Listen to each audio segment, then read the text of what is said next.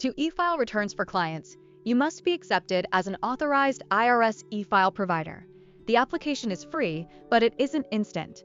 Plan for up to 45 days because the IRS runs suitability checks and verifies your setup. On the EA exam, they love this timeline and the idea that e-filing starts with IRS e-services, not with buying software.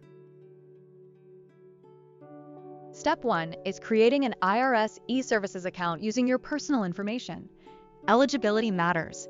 You generally must be at least 18 and be a U.S. citizen or a lawful permanent resident. That's why a non-resident professional without a social security number can be blocked from getting an EFIN, even if they're fully qualified to prepare returns and have a PTIN. Your application lists principals and responsible officials. Here's the exam trap. Fingerprinting depends on credentials. If the principal or responsible official is an EA, CPA, or attorney, they enter their professional status and usually skip fingerprinting. Everyone else added in those roles must complete live scan electronic fingerprinting. No more old-school fingerprint cards. A responsible official isn't just anyone who signs returns. It's the person with primary authority over the provider's IRS e-file operation at that location and a key IRS contact. Think operations and control, not just preparation. On exam questions, if you see primary authority over e-file operations, that's the responsible official phrase to grab. EFINs are location-based and non-transferable. One EFIN identifies one tax practice location where e-file transmissions occur. If you open a second office, you generally need a second EFIN.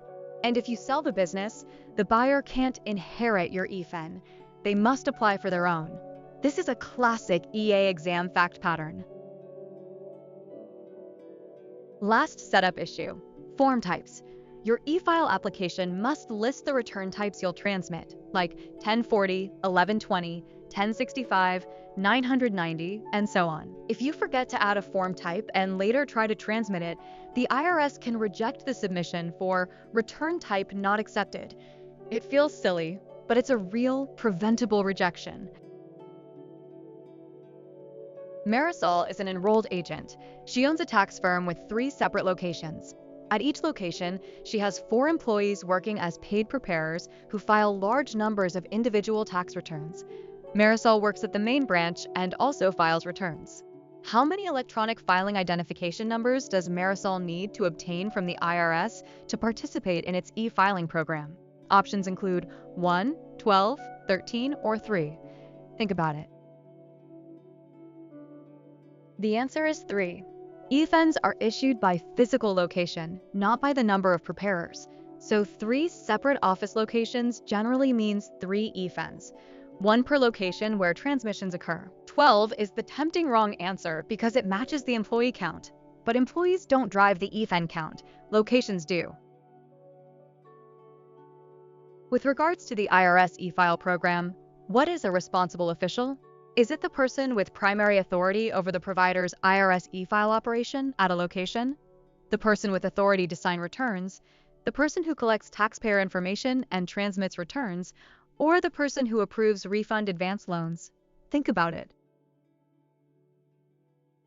The correct answer is the individual with primary authority over the provider's IRS e-file operation at a location. That's the IRS's key operational contact for e-file matters. A common trap is picking the person who signs returns, but signing authority doesn't automatically mean they control the e-file operation.